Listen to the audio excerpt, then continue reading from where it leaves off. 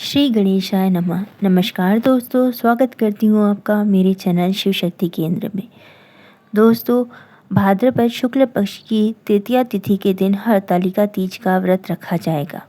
सुहागन महिलाएं यह निर्जल व्रत अखंड सौभाग्य व अच्छे स्वास्थ्य की कामना के लिए करती हैं। पंचांग के अनुसार भाद्रपद शुक्ल पक्ष की तृतीया तिथि के दिन हरतालिका तीज का व्रत 26 अगस्त को रखा जाएगा। यह व्रत अखंड सौभाग्य की कामना के लिए सुहागन महिलाएं करती है। इस साल तीज पर 4 विशिष्ट योग भी बन रहे हैं। सर्वार्थ सिद्धि, शोभन, गज केसरी और पंच महापुरुष योग बनने से तीज व्रत का महात्म्य और भी बढ़ गया है। इन चारों ही योगों के फल अत्यंत शुभ और लाभप्रद है। गज केसरी योग का महत्व विशेष रूप से माना गया है। इस प्रकार की ग्रहीय स्थिति लंबे अंतराल पर बनती है। भाद्रपद शुक्ल पक्ष की तृतीया तिथि 25 अगस्त की दोपहर 12:34 से लगेगी और 26 अगस्त की दोपहर 1:54 तक रहेगी। उदया तिथि के अनुसार हरतालिका तीज व्रत 26 अगस्त को रखा जाएगा। धार्मिक मान्यताओं के अनुसार जिन परिवारों में तृतीया तिथि के अंतर्गत ही तीज पूजन का विधान है, उन्हें 26 अगस्त को दोपहर 1:54 से पहले पूजा करनी होगी। दूसरी मान्यता यह भी है कि उदय काल में मिलने वाली तिथि यदि मध्याह्न बाद बदल जाती है तो भी सूर्यास्त तक उस तिथि का मान किया जाता है। सूर्यास्त से पूर्व पूजन कर लेना श्रेयस्कर होगा। व्रत का पारण समय व्रत का पारण चतुर्थी तिथि पर 27 अगस्त को सूर्योदय के बाद किया जाएगा। पूजा विधि इस प्रकार है। मिट्टी या रजत धातु से निर्मित शिव पार्वती की मूर्ति का पंचोपचार, दशोपचार अथवा षोडशोपचार पूजा किया जाएगा। साथ ही सुख समृद्धि के दाता श्री गणेश की भी पूजा की जाएगी।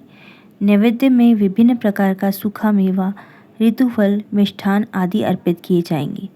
हरतालिका तीज कथा का श्रवण होगा। व्रत की रात्रि में जागरण कर देवी देवताओं की महिमा में मंगल गान करने का विधान है। हरतालिका तीज की पूजा के लिए स्त्रियों को स्नान ध्यान करने के बाद शुभ मुहूर्त में पूजा करनी चाहिए।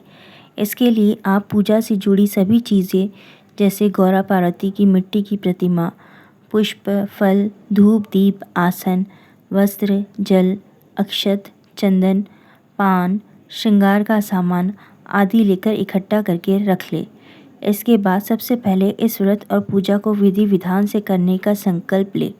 पूजा की शुरुआत भगवान श्री गणेश से करें।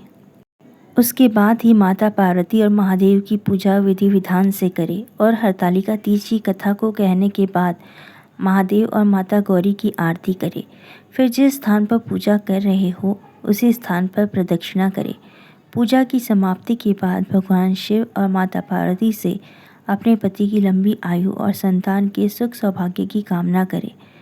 अंत में किसी सुहागन ब्राह्मणी महिला को अपने सामर्थ्य के अनुसार अन्न, वस्त्र, धन और श्रृंगार की सामग्री दान करें। अब जानते हैं कि हरतालिका तीज व्रत के नियम क्या क्या है।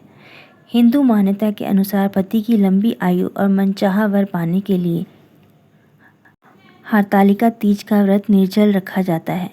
यदि आप हरतालिका तीज की पूजा को प्रातःकाल के शुभ मुहूर्त में किसी कारण ना कर पाए तो आप प्रदोष काल में इस पूजा को करके पुण्य फल प्राप्त कर सकती है। हरतालिका तीज पर रेत, मिट्टी, गोबर, शहद आदि से बनाए गए शिव पार्वती की पार्थिव प्रतिमा की पूजा का विधान है या शिवलिंग बनाने का विधान है। शिव पार्वती की विधि विधान से पूजा करने के बाद इस व्रत का गुणगान करने वाली हरतालिका व्रत कथा ज़रूर कहे या सुने।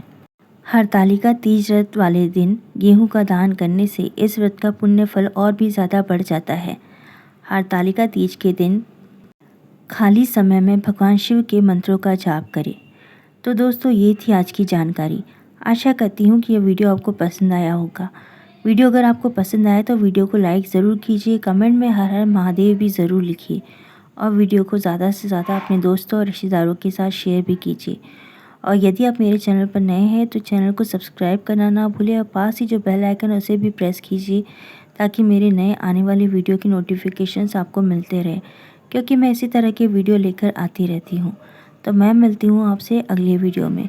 श्री शिवाय नमस्तुभ्यम।